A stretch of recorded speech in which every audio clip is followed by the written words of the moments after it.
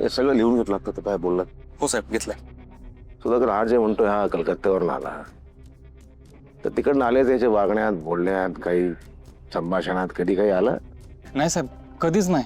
म्हणजे घरात कुणाशी कलकत्त्याविषयी बोलत बसलाय, बाहेर कुणाशी, कधी काय तिथली आठवणी सांगतोय, कधीच असं नाही. मी कधीच ऐकलंच नाही.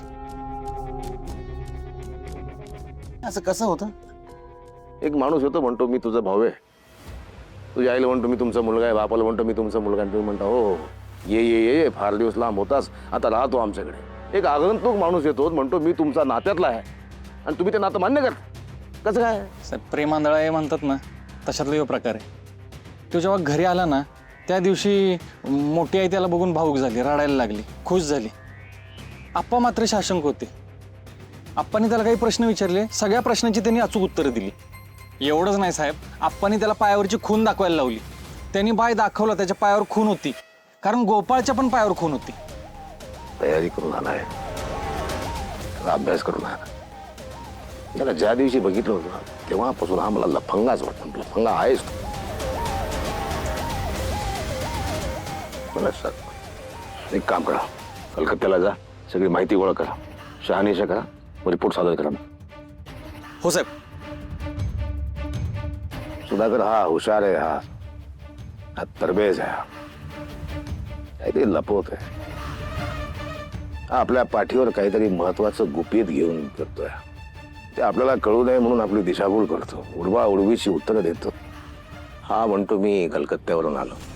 बघ ना, एखादा माणूस एखाद्या परिप्रेक्षामध्ये राहिल्यावर तिथल्या भाषेचा जीवनमानाचा पाझर झेलत त्याच्या वागण्या बोलण्यात हसायलाच पाहिजे.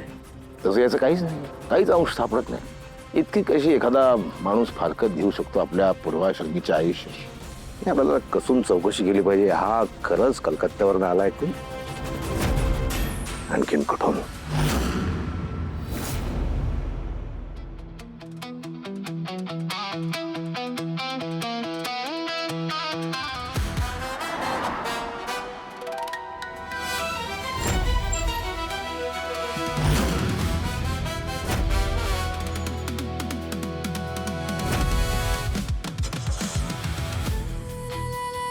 हा वकील तर लईच पैसेवाला दिसतोय.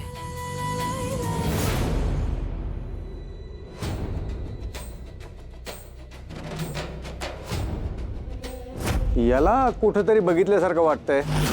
काय गोपाळ नावाचे टेलर, 20 वर्षापूर्वी कुठे गेला होता तुम्ही? टेलरिंग शिकले? कुणाकडे शिकले टेलरिंग? मुखर्जी म्हणून ग्रस्त होते तिकडे. या जामकरला मी रडून डोकं फोडून काहीही करून सांगितलं तरी तो माझ्यावर विश्वास नाही ठेवणार.